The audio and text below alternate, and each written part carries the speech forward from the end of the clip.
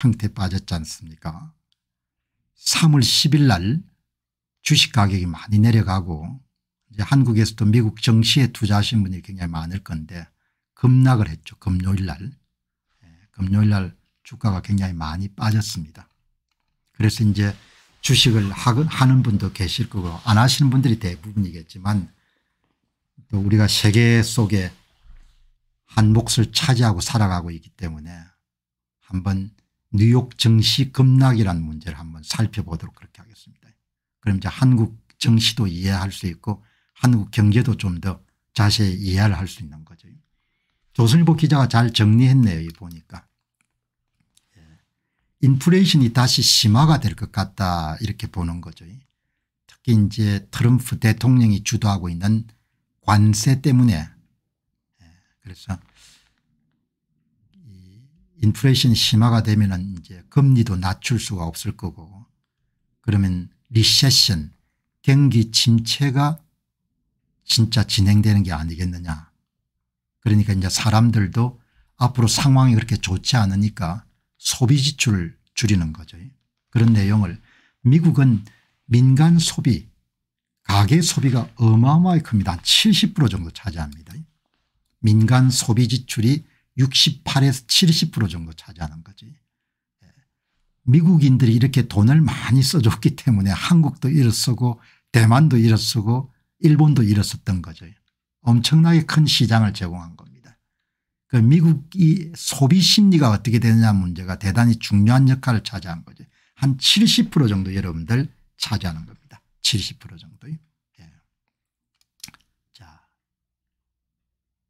이게 이제 미국 상황인데 이 조선일보 기자가 도널드 트럼프 행정부의 강경한 관세 정책으로 인해서 불확실성의 인플레이션과 경기 침체 우려가 더해지면서 뉴욕 증시가 급락했다. 그러니까 금리를 인하하는 속도가 느려지고 인플레이션은 심화가 되고 소비자 지출은 줄어들게 되고 기업의 업적도 이런 악화되고 그렇게 되면 이제 침체가 발생하는 거죠. 그럴 가능성 때문에 특히 이제 배당주가 아닌 기술주 금리 정책에 민감한 기술주들이 많이 빠진 겁니다. S&P 500 지수는 전 거래일보다 112.37포인트 5580 아마 올해에 6300까지 올랐을 겁니다. 5580이라는 것은 엄청나게 떨어진 거죠. 주가가.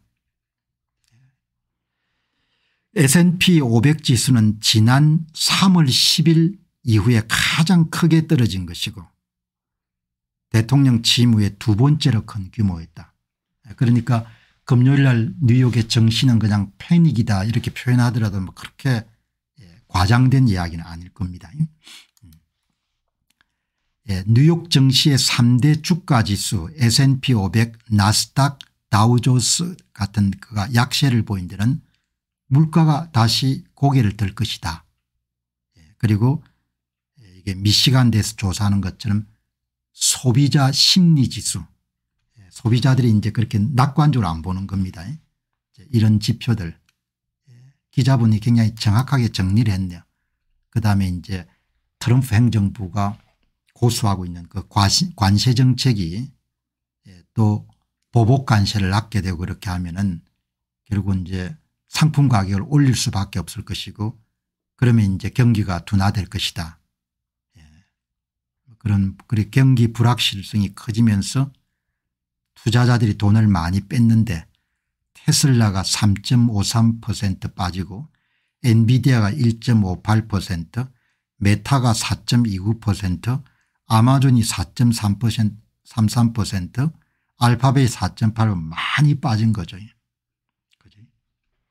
이게 아주 금요일은 정말 여러분들 안 좋은 상황이었습니다. 그러니까 사람들이 놀래 가지고 그런 기술주처럼 변동폭이 큰 데서 돈을 빼가지고 국채라든지 채권이라든지 그렇게 안전자산에 대해서 투자를 하는 거죠.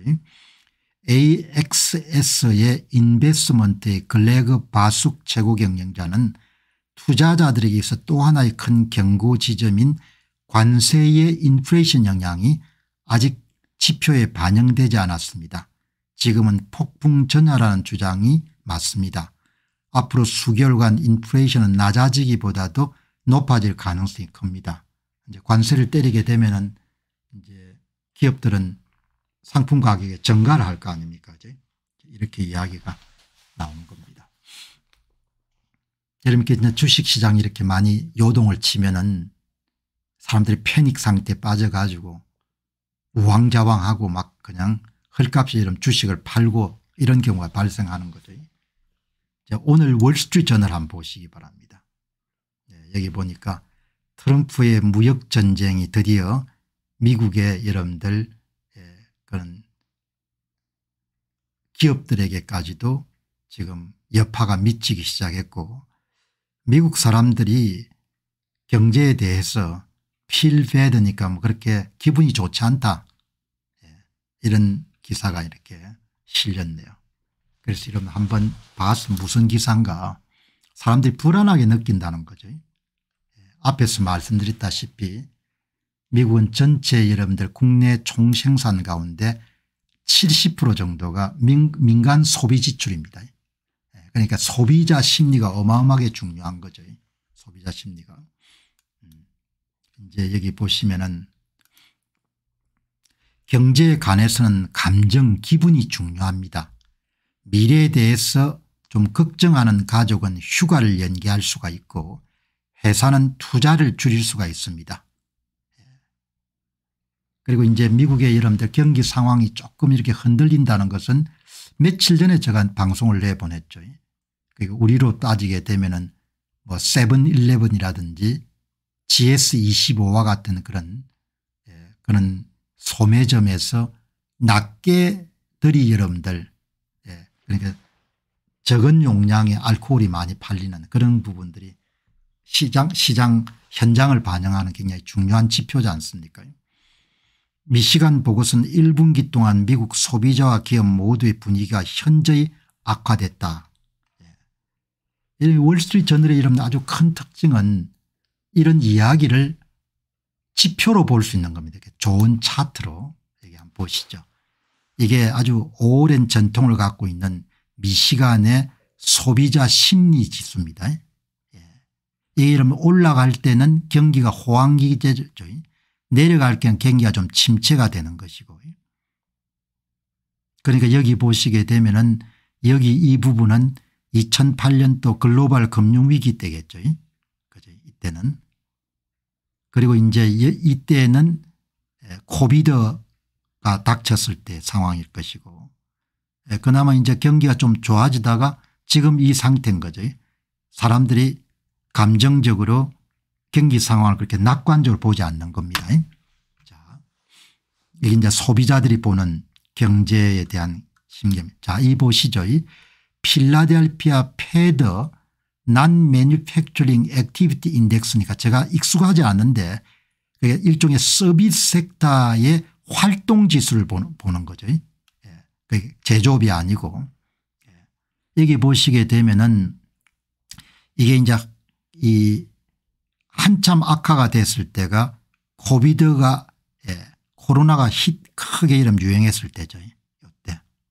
그리고 지금도 현재 활동도 줄고 앞으로도 활동도 더 줄여나갈 것이다. 요는 상태인 거죠.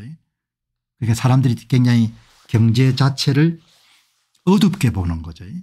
그러니까 이런 부분들이 왜 중요한 거니까 한국도 미국의 무역을 많이 의존하기 때문에 미국의 이런 소비자 시장이 어떻게 바뀌어가는 부분이 대단히 중요하지 않습니까?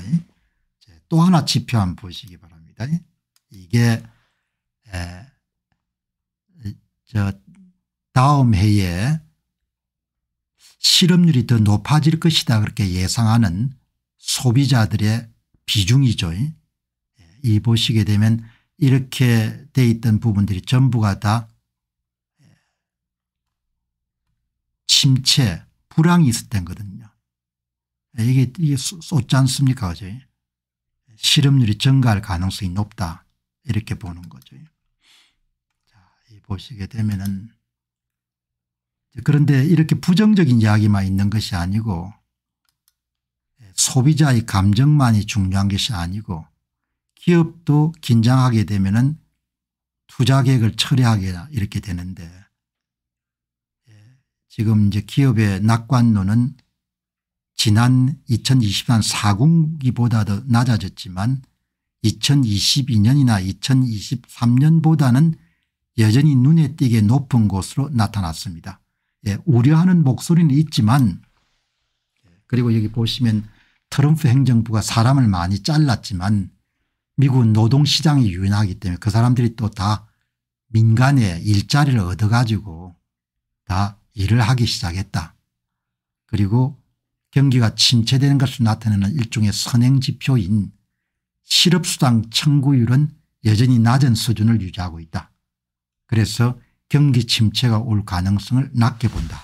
이렇게 이런 걸 볼 수 있는 거죠.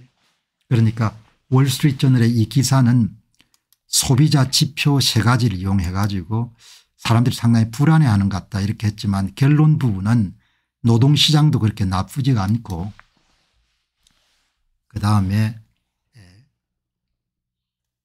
그 공공섹터의 일론 머스크가 주도하는 그런 해고가 뭐 사람들을 잘랐지만 또 그 사람들이 민간 기업이나 이런 데 일자리를 구했기 때문에 크게 영향이 미치는 것이 아니고 그리고 2022년이나 2023년에 비해 가지고 기업 상황은 비교적 괜찮은 편이다 이렇게 나온 거지 않습니까? 자, 여러분 이때 이제 투자자들이 결정을 잘해야 되는 거죠. 이런 이제 분위기가 팽배하게 되면 나름대로 이제 판단을 해야 되는 거죠.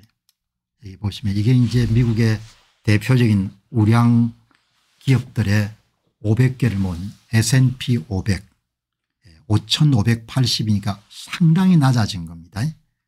이게 한 6,200, 300 정도 됐을 겁니다. 이만큼 떨어졌으니까 굉장히 많이 떨어진 거죠.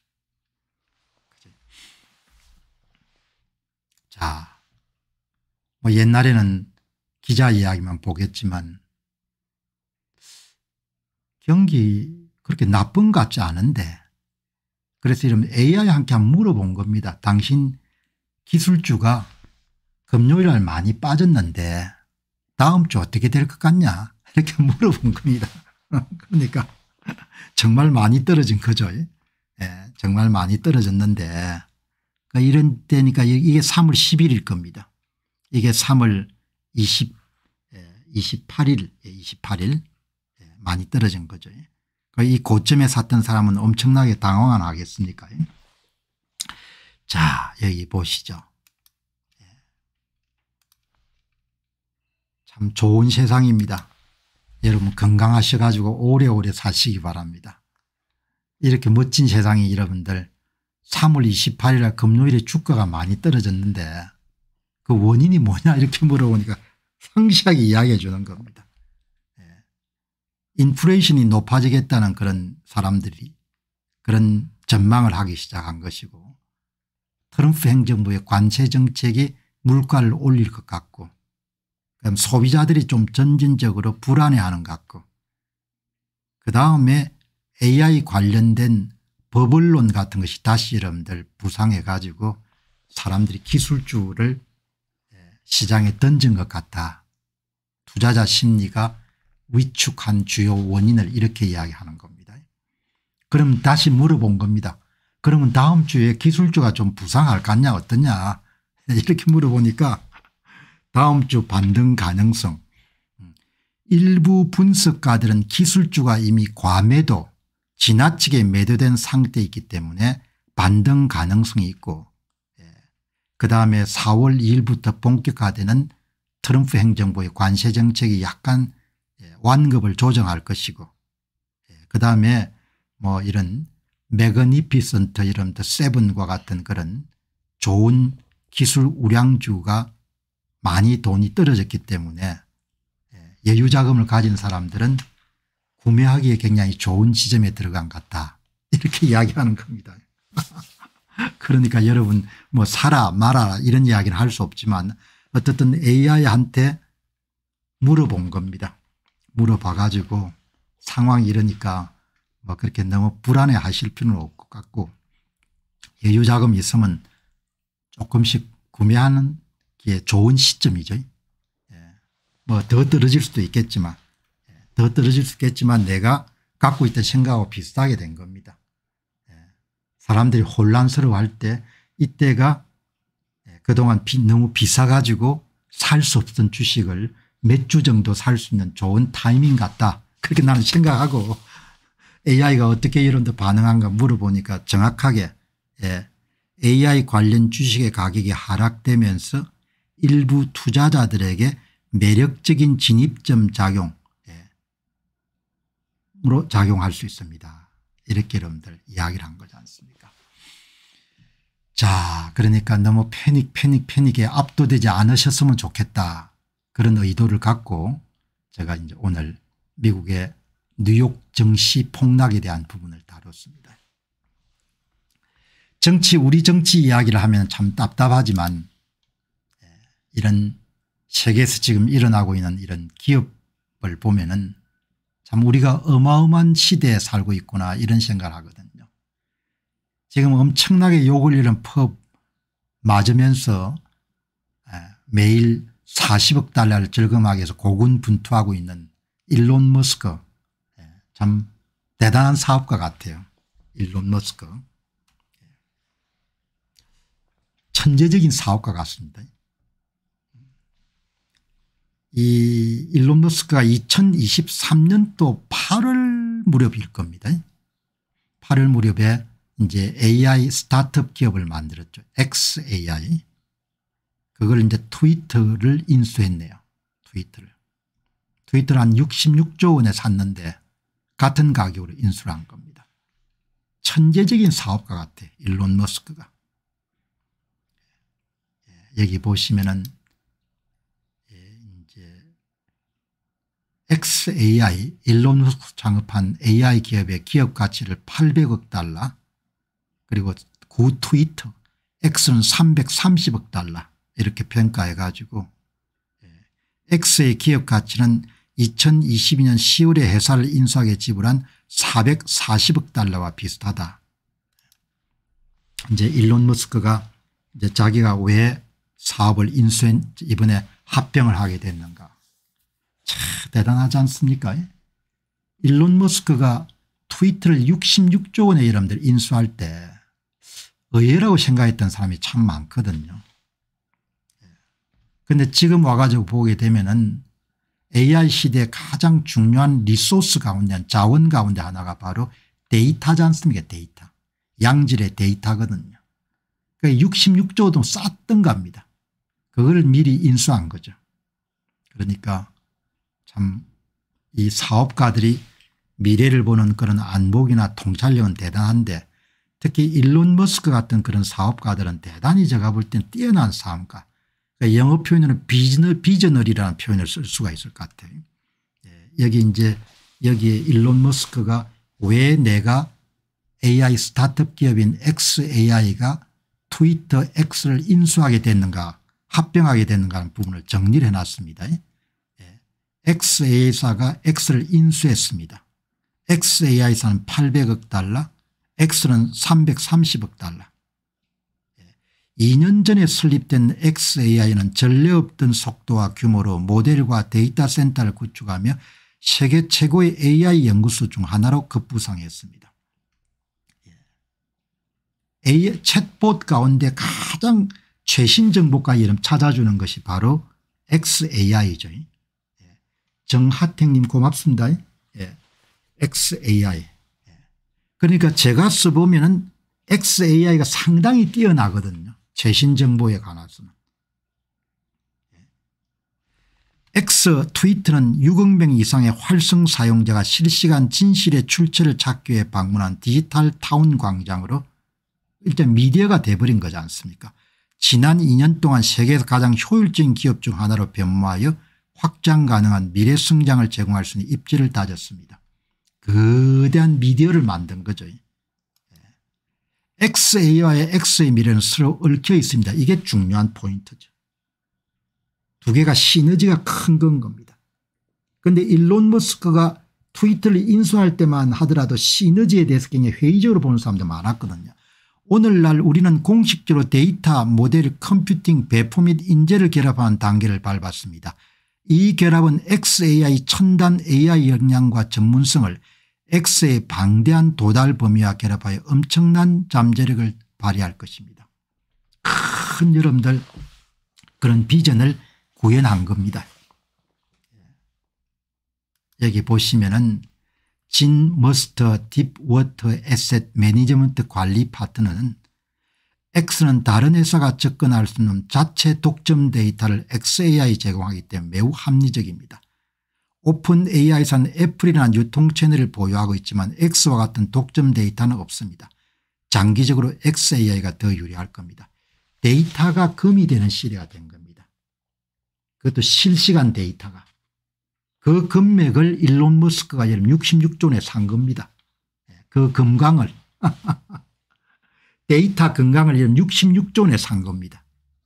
엄청나게 비쌌다고 생각했는데 지금 생각해 보니까 뭡니까? 비싼 거래가 아니었던 겁니다. 오픈 AI사는 데이터 금강을 갖고 있지 않고 XAI사는 실시간으로 엄청난 양의 정보를 생산한 데이터 강맥 회사를 갖고 있는 겁니다. 홍정민님 고맙습니다. 예. 어마어마한 시대를 살게 된 겁니다 여러분. 그 사람이 갖고 있는 비전과 통찰력이라는 것이 어마어마한 결과를 만들어낼 수 있는 거죠. 나라의 지도자들이 이렇게 통찰력과 비전을 갖고 있으면 얼마나 여러분들 나라가 날아가겠습니까. 공병호 TV는 시사 문제를 다루면서 항상 이런 부분에 계속 관심을 가지도록 그렇게 하겠습니다. 다른 데서 이렇게 많이 하지 않기 때문에 이런 걸 통해 우리가 통찰력을 배우는 겁니다. 야, 시대를 저렇게 읽어야 대단하구나. 금맥을 잡은 거다. 금맥을. 그런데 그런 금맥을 앞으로 인수하기는 어렵다는 겁니다. XAI가 X 같은 그런 뭐죠. 매일 뭡니까 금을 생산하는 데이터 여러분들 제조 공장을 어떻게 여러분들 인수하겠습니까. 66조도 그냥 끈값인 거죠. 어떻게 보면. 일론 머스크가 참 대단한 양반입니다. 어마어마한 겁니다. 여러분 이분이 아마 크리스틴 루비 미디어 그룹의 CEO인데 굉장히 미녀네요. 딱 거래를 이렇게 이야기하지 않습니까. 누구도 여러분들 망하는 회사를 인수하지 않는다는 거죠. XAI는 데이터 때문에 X를 인수한 거다. 그것도 실시간으로 데이터를 만드는 기계인 겁니다. 그 여러분 X가 생산하는 데이터는 AI 모델 개발에 AI 모델을 훈련하는데 결정적이고 440억 이상의 가치를 갖고 있다는 겁니다. 여러분 그걸 접목시켜 가지고 오픈 AI사를 누르겠다는 것이 일론 머스크의 야심인 겁니다. 대단한 거죠. 트위터는 거대한 데이터셋입니다. 일론 머스크의 다양한 AI 모델을 훈련하는 데 사용될 수가 있는 이 데이터는 일론 머스크가 트위터 인수에 지불했던 돈보다도 훨씬 더 가치가 있는 겁니다. 이렇게 착칼같이 이야기하지 않습니까. 이 크리스틴 루비라는 여러분들 분이 정확하게 일론 머스크가 뭘 했는지를 이야기하지 않습니까. 대단한 거죠. 자, 그래서 여러분들 이 시야를 넓히고 안목을 키우고 통찰력을 키우는 것은 지도자의 목만이 아니고 개인에게도 엄청나게 중요하죠. 투자나 경력 관리나 또 이야기는 자신의 여러분들 경력을 어떤 방향으로 나아가게 할지 대단히 여러분들 중요한 그런 부분인 겁니다. 일론 머스크. 자, 여러분들 정하택님 고맙습니다. 홍정민님 고맙습니다. 자, 여기 이름 한번 보시죠. 제가 이렇게 방송을 할 때 매일 여러분들이 방송 준비를 시작할 때 야, 오늘은 세상 사람들이 무슨 이야기를 만들어냈을까 그런 호기심을 갖고 이렇게 방송을 준비하는데 그런 호기심을 가지니까 매일 방송을 할 수 있는 겁니다. 이거는 일이기도 하지만 저한테는 이렇게 놀이와 비슷한 것이기 때문에 매일 새로운 여러분들 정보를 접하고 지식을 찾아보지 않습니까? 그러니까 딱 백지 위에 그림을 그리는 것처럼 방송을 준비하는 겁니다. 여러분들이 많이 활용하셔 가지고 여러분 직업 세계나 삶에서 이렇게 크게 효용을 더하는 그런 기회로 삼았으면 좋겠습니다. 일론 머스크를 딱 하니까 여러분들 제가 무슨 생각이 드는 거 아니까 야, 이 일론 머스크라는 사람이 도대체 어떤 비전을 갖고 있냐 그걸 다시 또 추가 취재를 해보고 싶은 겁니다. 일론 머스크가. 야, 이 보시죠. 일론 머스크가 2022년에 66조 상당을 들여서 트위터를 인수할 때 왜 저렇게 비싸게 살까를 생각했던 사람이 많았을 것입니다. 이제 와서 보면은 결국 데이터가 엄청난 자산이 되는 시대가 되었기 때문에 뭐 불과 한 2, 3년 만에 일어나는 겁니다. 일론 머스크의 탁월한 선택이었다고 보는 사람들이 많습니다. 어제 XAI가 X를 인수했습니다. 두 회사의 협업이 상당한 성과를 낼 것으로 봅니다. AI한테 질문을 던진 겁니다. 당신 어떻게 생각하냐. 맞습니다. 일론 머스크의 장기적인 비전을 반영한 선택이었습니다. 지금에 와서 보면 데이터와 AI의 중요성을 고려했을 때 데이터 없는 AI는 없는 거죠. 어제 XAI가 X를 인수한 것도 이러한 흐름의 연장선상에 이해할 수 있습니다. XAI는 머스크가 AI를 혁신을 목표로 성립하는 회사고 X에 반대한 데이터를 활용해 AI 모델을 더 정교하게 만들 가능성이 큽니다. 데이터가 이렇게 중요한 시대가 될지를 미리 읽었던 겁니다. 이번 인수의 핵심 포인트 데이터와 AI의 결합. 여러분들 이 챗봇이 이렇게 여러분들 똑똑하게 답을 하는 겁니다. X는 전 세계 실시간 텍스트 데이터를 보유한 플랫폼으로 AI 모델을 학습하는 데 최적의 환경을 제공합니다. XAI의 그룹이 X 데이터를 활용하면 더욱 강력한 AI 모델이 탄생할 가능성이 큽니다. 가능성 정도가 아니고 제가 비교를 해보지 않습니까? 클로우드, 퍼플렉시티, 오픈 AI, 글록 다 사용해 볼 때 야, 이게 글록이 앞으로 엄청나게 앞서겠구나. 데이터 때문에. 데이터의 최신성 때문에. 그걸 이야기하지 않습니까? XAI의 글록 모델이 트위터의 데이터를 활용하면 강력한 AI 모델로 거듭나게 될 것입니다. 스피드님 고맙습니다. AI 기반의 새로운 서비스 창출. X는 단순한 소셜미디어가 아니라 그냥 미디어입니다. 미디어. 결제, 전자상거래, 금융 서비스까지 확장하려는 슈퍼의 비전을 가지고 있습니다. AI와 결합하면 맞춤형 광고, 자동화된 고객 지원, 심지어는 AI 기반의 새로운 콘텐츠 제작이 가능해질 것입니다. X도 AI 기반으로 이제 새로운 모델을 그다음 부분이 특히 관심이 있죠. AI 모델을 만들면은 그 모델이 바로 어디에 응용이 되는 겁니까? 피지컬 AI, 테슬라의 자율주행 AI, 로보틱스, 옵티미스 로보틱스, 에너지 관리, 자율 택시. X에 수집한 데이터를 기반으로 AI 트레이닝을 진행하게 되면은 피지컬 AI에 응용할 수 있는 거죠. 여러분 보시기 바랍니다. 지금 AI가 여러분들 일론 머스크가 추진하고 있는 테슬라의 자율주행 자동차라든지 로보틱스라든지 이런 부분에 전부가 다 여러분들 뭐가 필수적인 거 아니까 기초 모델이 있어야 되는 거죠. XAI가 만드는 그런 대규모 언어 모델, 추론 모델 이런 게 있어야 되는 겁니다. 가장 여러분들 원천을 찾아가게 되면은 데이터 광맥을 갖고 있어야 이 모든 것이 가능해지는 거죠. 그죠? 엄청난 시대 이걸 다 통합한 것을 여러분들 비전을 가지고 나아가는 거죠.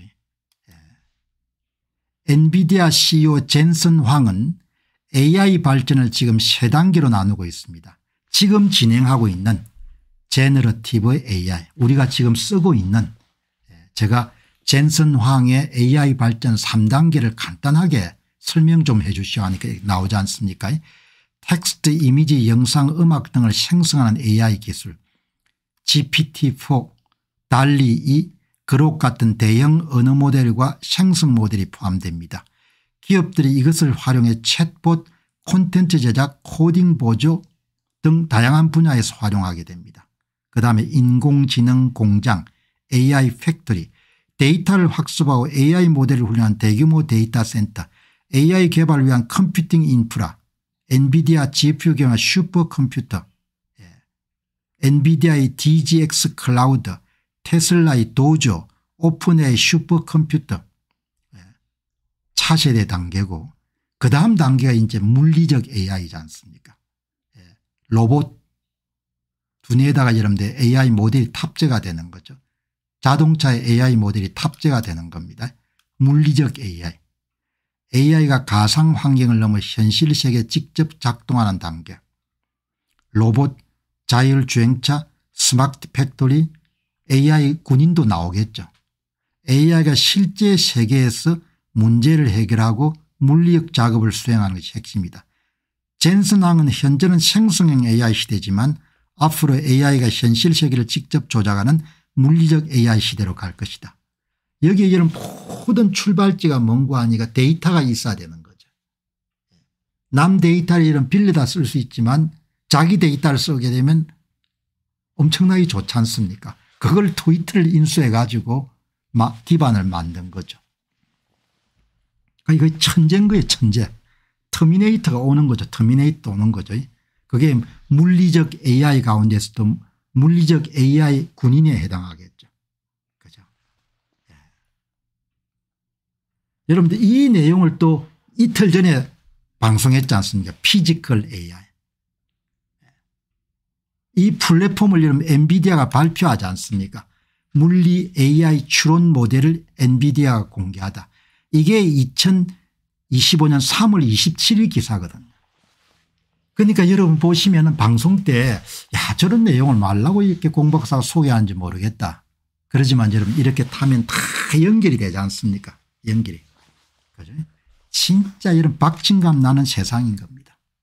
세상이 이렇게 이런 신나는 세상이 없는 거죠. 그러니까 나라를 맡은 여러분들 지도자들이 이런 시대 변화를 읽고 나라의 외연을 확장하고 점점 더 개방사회로 가야 이렇게 멋진 세상을 만들 수 있는 거거든요. 어마어마하게 좀 돌아가지 않습니까? 피지컬 AI. 이 내용을 여러분들 피지컬 AI 로봇에다 여러분들 AI 모델을 탑재하는 겁니다. 그럼 계속해서 여러분들 성장하고 학습하는 로봇이 나오는 거죠. 자율주행 자동차 이런 AI 모델을 탑재하는 겁니다. Connecting knowledge with the physical world. 로봇이라는 여러분들 작동하는 여러분들 기계에다가 두뇌를 심어주는 거죠. 자율주행 자동차에다 두뇌를 난리지를 심어주는 겁니다. 엔게디에나 님이 조선은 우물안이다 이렇게 했는데 여러분 우물은 자꾸 깨면 되니까 여러분 얼마나 박진감 나는 세상입니까. 이거를 며칠 전에 소개를 했지 않습니까. 코즈모 리전 1이라는 그런 플랫폼을 발표하는 거죠. 자, 여러분 이렇게 이런 세상이 바뀌어가는 겁니다. 자, 여러분 이렇게 딱 하니까 제가 무슨 생각이 든 겁니까. 기술주 가운데서 가장 변동성이 좀 심한 주식이 테슬라라는 주식입니다. 우리는 테슬라 이렇게 하면 그냥 전기 자동차 회사 주식 이렇게 하는 거죠. 여러분들 오늘 방송하면서 여기까지 온 겁니다. 그러니까 오늘 일론 머스크를 다루면서 의도하지 않았는데 세 주제를 다루게 된 겁니다. 그게 방송도 재미가 있어야 계속 할 거 아닙니까? 방송을 준비하는데 방송을 매일 준비하는 겁니다. 방송을 여러분들 내가 한 몇 시간 정도 투자합니까? 방송 시간을 투자를 많이 합니다. 그럼 그게 재미가 있어야 할 거 아닙니까? 재미가 없으면 계속 할 수가 없거든요. 그 여러분 오늘 세 번째 주제로 그러면 제가 호기심을 가지는 겁니다. 그럼 이 테슬라 주식을 좀 사서 모으는 건 어떠냐. 이미 한국 사람들이 어마어마하게 많이 샀지만 지금의 여러분 테슬라 가격이 떨어졌으니까 그래서 여러분들 테슬라는 변동성이 굉장히 심한 주식입니다. 이거 딱 보고 이제 여기까지 테슬라까지 온 겁니다. 지금 263불 55센트입니다. 금요일 가격이 430불까지 올라가 여러분들 어마어마하게 떨어졌습니다. 올해 30.51% 가격이 떨어진 겁니다. 테슬라 주식이. 이런 테슬라 주식을 여러분들 돈이 좀 생기면 테슬라 주식을 좀 이거는 연중 엔비디아 주식이 20% 빠졌으니까 반도체 주식이 변동성이 굉장히 심한 주식인데 그거하고 비교할 수 없는 그런 테슬라 주식이 여러분들 변동성이 심한 겁니다. 30.51% 떨어진 겁니다. 테슬라 주식이 여러분들 1개월 동안 여기 저점이죠. 이게 한 220달러. 보기 힘들 정도의 낮은 가격이 형성됐죠. 이럴 때 이제 구매를 해야 되는데 사람들이 구매를 못하죠. 겁이 나가지고. 더 떨어질 것 같으니까. 263불까지 올라간 겁니다.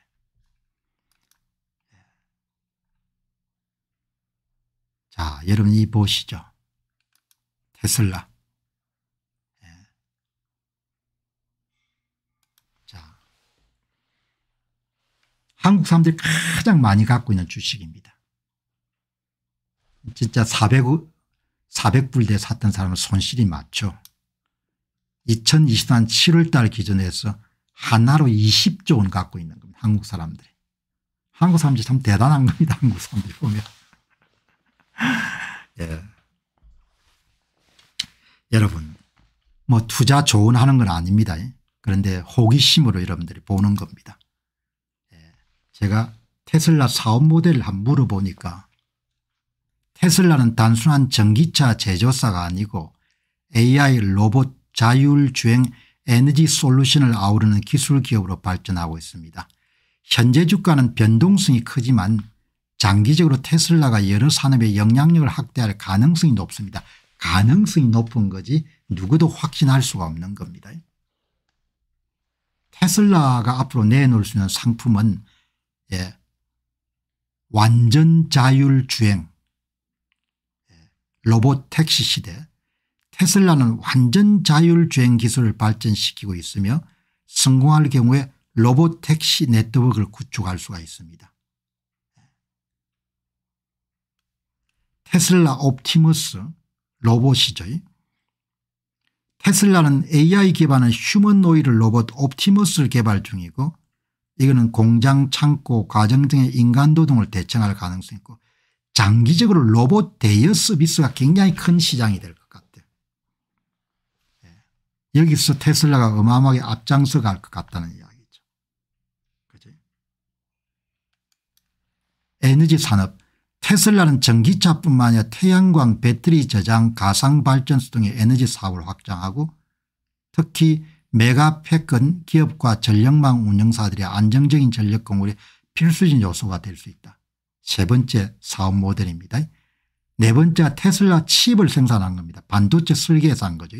테슬라는 자율주행 AI 훈련을 위한 자체 슈퍼컴퓨터 도우조를 개발했고 향후 AI 훈련 서비스까지 확장할 가능성이 있다.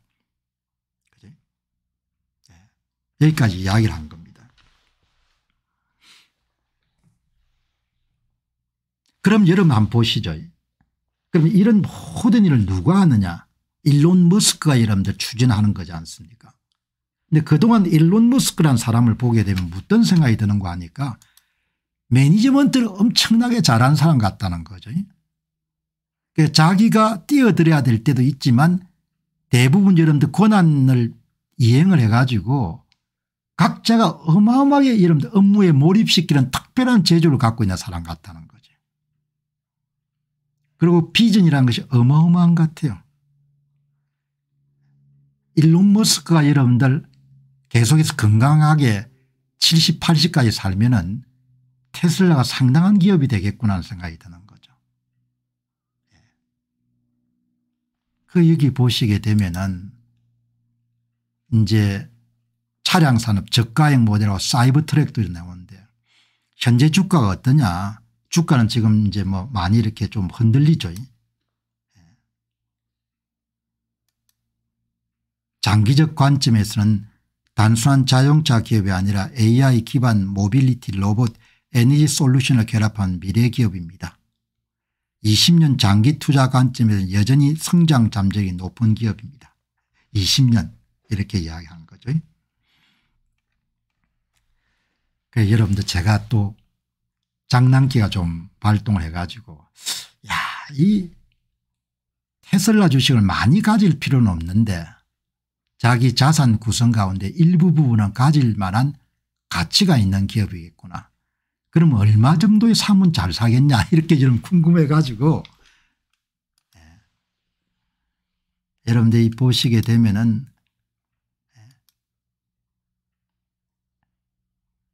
현재 주가는 전통적인 자동차 제조업에서 평가받고 있기 때문에 나머지 분야는 반영이 안 된 것 같습니다.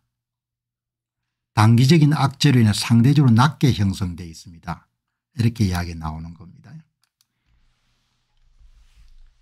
그래서 물어본 겁니다. 내가 보니까 한 220불에서 250불 정도 들어가면 좋을 것 같은데 당신 어떻게 보냐 이렇게 물어본 겁니다.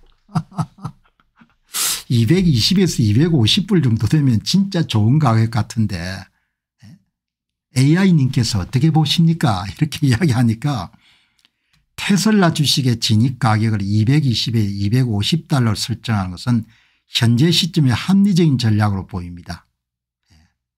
기술적 분석에 따르면 테슬라의 주주 지지선은 220달러 부근으로 나타나며 이거는 최근 최저치와 연초 저점에 근접합니다. 이렇게 나온 거죠. 미래 비전을 사는 겁니다. 회사의 비즈니스 모델을 사는 것일 수도 있고 일론 머스크라는 인물을 보고도 베팅할 수도 있는 거죠.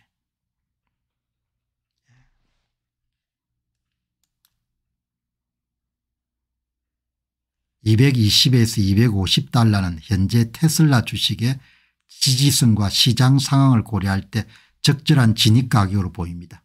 그러나 단기적으로 변동성이 클 겁니다.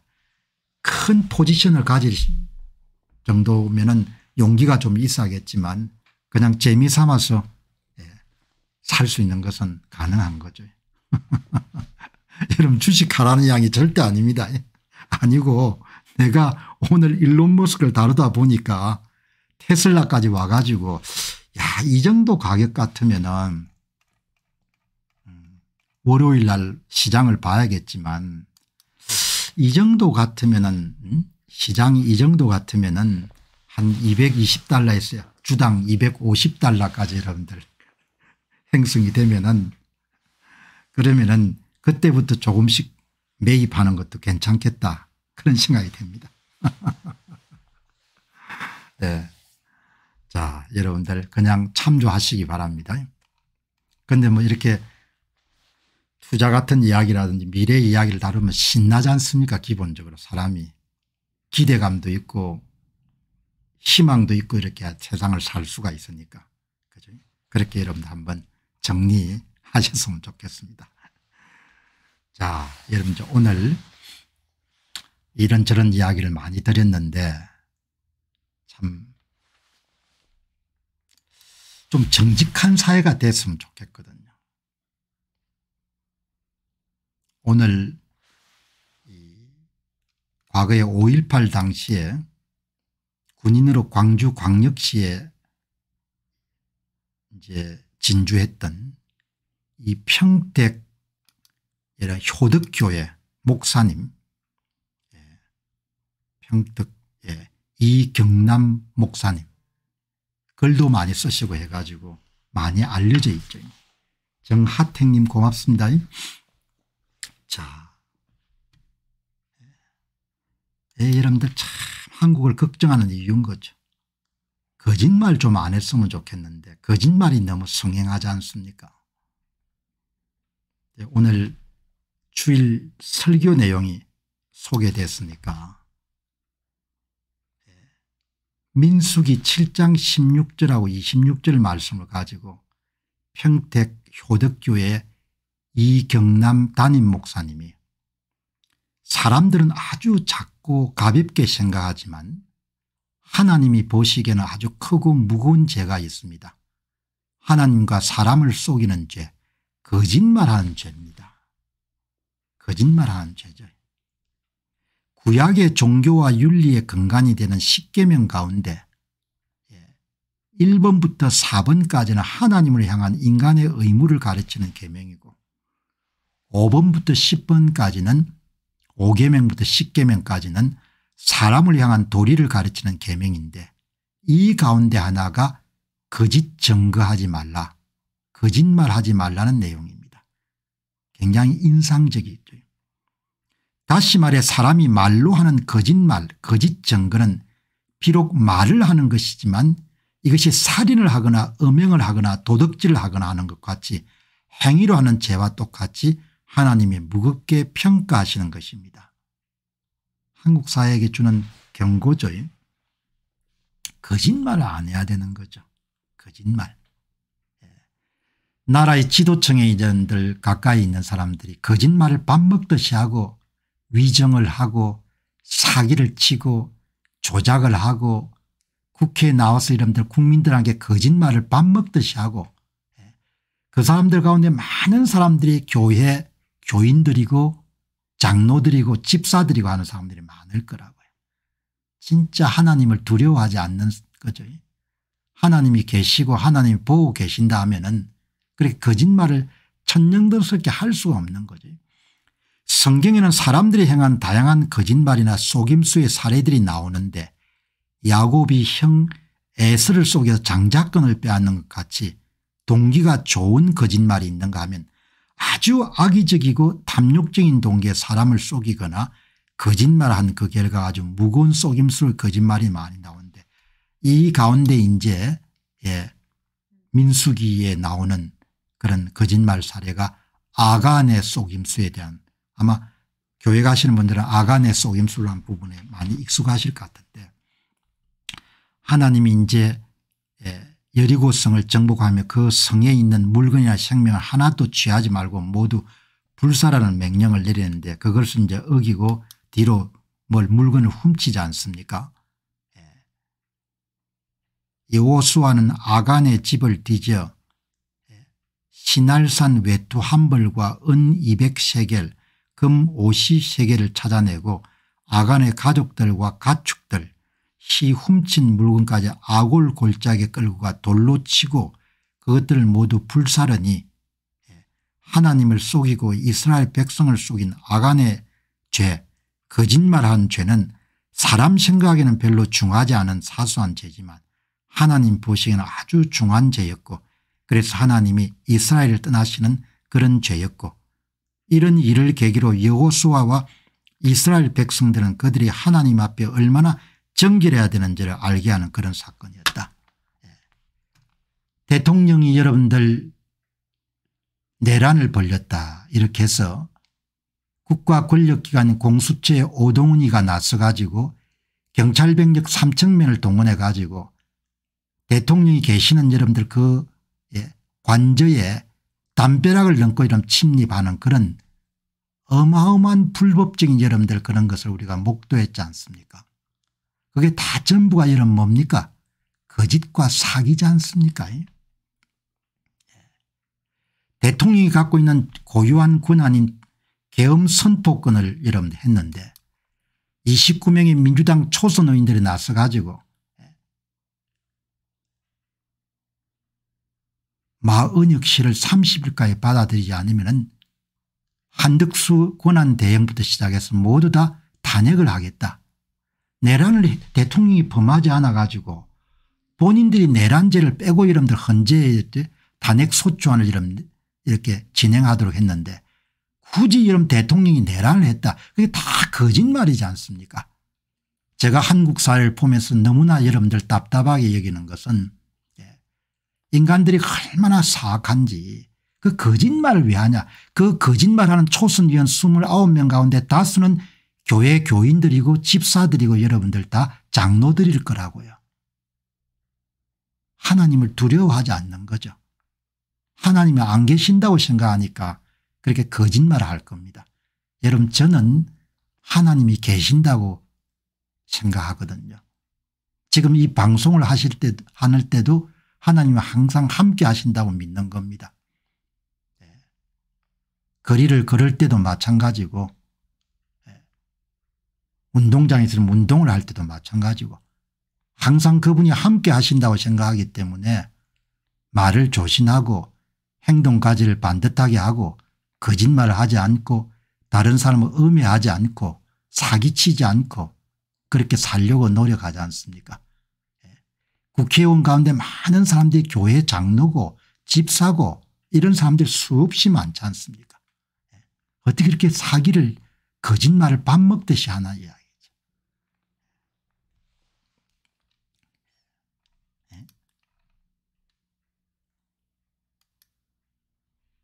여기에 보시면은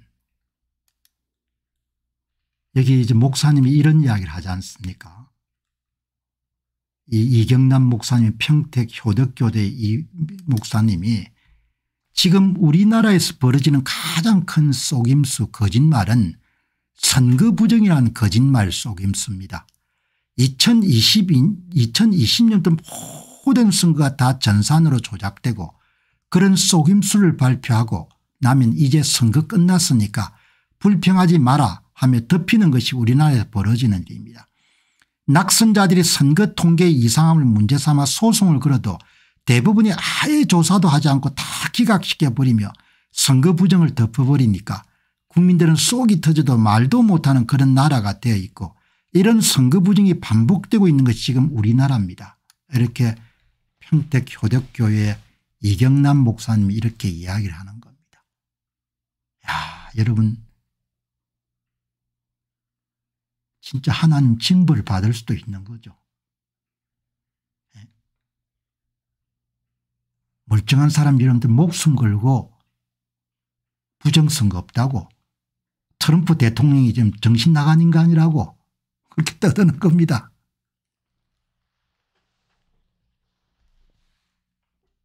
여러분 이 이경남 목사님 하시는 이야기 들어보시기 바랍니다. 이 나라에서 벌어지는 가장 큰 속임수 거짓말은 선거 부정이란 거짓말 속임수입니다. 기가 찬 거지 않습니까? 한 나라의 선거가 조작되고 정치인들이 이렇게 거짓말을 해도 용납이 되면 나라에 무슨 정의가 있고 정직이 있고 법과 원칙이 있겠습니까? 이번에 이재명 당대표도 마찬가지고 그런 무법천지의 나라가 어떻게 서겠습니까? 아간의 작은 속임수에도 하나님이 노하시면 이스라엘 중에서 떠나시고 말았는데 우리나라에 이런 거짓말 이런 속임수가 넘치면 하나님이 우리와 함께 하시겠습니까? 진짜 여러분들 두려워해야 되는 거죠. 하나님이 버리실 정도로 이렇게 타락을 한 것 같아요. 아마 이스라엘이 아이에서 패하듯이 모든 일에 하나님의 재앙과 진노가 떠나지 않을 것입니다. 우리가 하나님 앞에서 사람 앞에 정직하고 진실해야 되는 것은 우리 삶의 모든 영역에서 우리가 지켜야 되는 기본적인 삶의 모습입니다.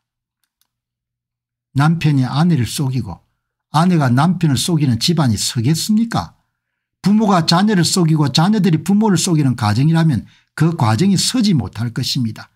목회자도 하나님과 사람 앞에 정직해야 되고 교인들도 하나님과 사람 앞에 정직해야 하고 진실해야 그런 교회라야 하나님이 함께 하시며 승리하게 하실 것입니다. 속이는 죄를 피하시기 바랍니다. 이렇게 3월 30일 날 평택 효덕교회에 이경남 목사님이 하신 속이는 죄라는 부분을 말씀하셨기 때문에 뭐 낙담할 필요는 없지만 한국 사회가 많이 회개해서 이 속이는 죄로부터 좀 벗어날 수 있는 그런 날이 하루속히 왔으면 좋겠다, 그런 생각을 하게 됩니다. 자, 여러분, 오늘 방송의 이제 마지막 내용입니다. 마지막 내용인데, 이 4월 2일 부산 교육감 선거, 이제 방송 막 시작하기 전에 제야 전문가님이 분석 결과를 보내줘 가지고 사전투표율이 좀 많이 낮네요. 사전투표율이 5.87%니까 2022년 지방선거의 28%에서 현저하게 낮네요. 당일 투표가 이제 또 많을 것 같은데 얼마나 많을지는 모르겠습니다. 2022년 지방선거를 기준으로 하게 되면은 조작값을 10을 넣지 않는 한 대부분 조작값을 무엇을 넣더라도 좌파 단일 후보가 승리할 가능성이 높다, 그렇게 제가 이제 방송을 내보냈는데, 이번에는 또 보니까 우파 후보가 2명이 나왔네요. 표가 다시 또 분리가 되겠네요. 그거를 고려해 가지고 이제 제야 전문가님이 이제 분석을 했는데, 뭐 이제 선거는 끝나봐야 되겠지만 우파 후보가 당선되기가 아주 확률이 높지는 않겠네요. 이 보시게 되면은 이게 이제 분석이 뭔고 하니까 당일 투표가 한 30% 정도 나올 걸로 생각하는데, 이제 사전투표에 이렇게 낮으니까 이제 사람들이 다 안 거죠. 사전투표에 다 부정선거를 한다는 것을. 이게 굉장히 중요합니다. 이번에 사전투표가 이렇게 낮은 것은 부산 시민들 가운데 많은 분들이 선거관리위원회가 사전투표를 조작한다는 이제 알게 된 거예요. 윤 대통령의 계엄령이 계몽령이 돼버린 겁니다. 계몽령이 돼 가지고 그러면 이제 당일 투표에 많이 나간다면은 35%까지는 오를 수 있겠는데 더 많아 가지고 40%까지 한번 높게 잡아봤습니다. 40%를 높게 잡고 7장당 사전투표장에 7사람이 올 때마다 한 표씩의 위조투표를 투입하면은 결과가 어떻겠느냐 해보니까, 그러면은 우파 후보가 간신히 당선될 가능성이 높습니다. 40% 정도 되면은. 40%가 여러분들 당일 투표율이 40% 나오기가 참 쉽지가 않은데, 가정을 그다음에 6장당 한 장을 훔치면 어떠냐. 6장당 한 장을 훔치게 되면은 좌파 후보가 당선될 가능성이 높은 거죠. 그죠? 그러면 이제 그동안 보궐선거에서 교육감 선거는 어떻게 얼마나 선관위가 조작해 왔냐. 2023년도 4월에 울산 교육감 선거는 3장당 한 장의 위조투표지를 좌파 교육단일 후보에 대해줬고, 2024년도 10월 16일 서울시 교육감 후보는 2장당 한 장의 위조투표를 대해줬거든요. 그러니까 2024년 10월 달에 서울시 교육감 보궐선거는 진짜 가짜, 진짜 가짜, 진짜 가짜 3분의 1만큼 33.3%만큼의 위조투표 사전투표자 수의 33.3%만큼 집어넣어줬고, 2023년 4월 5일 울산 교육감 선거는 진짜 가짜표, 진짜 가짜표 이렇게 했었기 때문에 4분의 1 사전투표자 25%만큼 위조투표지를 좌파 단일 후보한테 더해줬거든요. 그러니까 뭐 제가 예상할 때는 3, 4, 5 가운데서 표를 집어넣지 않겠느냐, 그렇게 생각이 드는데, 이제 우파 후보도 이렇게 나누어져 있고 그런 상태이기 때문에 당일 투표율이 35% 45% 정도 이렇게 높더라도 6% 정도를 6장당 1장을 집어넣어도 우파 후보가 당선될 가능성이 낮은 거죠. 이번에 단일화가 왜 이렇게 이루어지지 않았는지 모르겠어요. 여기 최윤홍 후보는 이번에 당선 무효형이 됐던 우파 단일 후보 밑에서 부교육감을 하셨던 분 같은데, 그러니까 뭐 이 조작하면 대책이 없는 겁니다. 표를 조금이라도 넣어주면. 여기 보시게 되면 어떻든 지금은 할 수 있는 것이 당일 투표에 많이 가는 수밖에 없는데, 저는 정상적으로 보게 되면 당일 투표가 좀 높으면 35% 정도는 안 되겠느냐, 35% 정도는 될 거다 이렇게 보는데, 35% 정도의 울산 교육감 선거처럼 3장당 1표 집어넣게 되면은 좌파가 58% 58만 표, 그다음에 우파 후보가 54만 표 정도가 되거든요. 3장 정도는 집어넣지 않겠냐 이렇게 봅니다. 진짜 가짜, 진짜 가짜, 진짜 가짜. 선거가 아니고 뭐 완전히 컴퓨터 게임인 거죠. 이걸 이제 시뮬레이션한 모델을 제야 전문가가 이게 35%의 2장당 1장 진짜 가짜, 진짜 가짜. 2024년도 10월 16일 서울시 교육감 선거처럼 2장당 1장을 집어넣으면은 그러면 좌파 후보가 59만 표, 우파 후보가 53만 표 정도 차이, 큰 차이로 패배하는 거죠. 뭐 지금 이제 남은 것은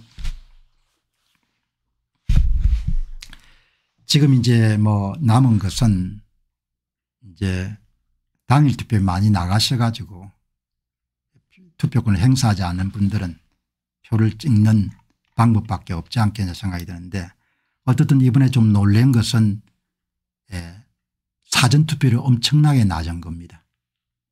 이거는 많은 유권자들이 알아버렸다는 거죠. 사전투표를 가서 안 된다는 거를. 그런데 사전투표가 많아야 위조투표지를 많이 만들 수 있었거든요. 왜냐하면 사전투표장에 오는 사람이 있어야 진짜 가짜, 진짜 가짜, 이렇게 진짜 있어야 가짜를 집어넣을 거 아닙니까. 그러니까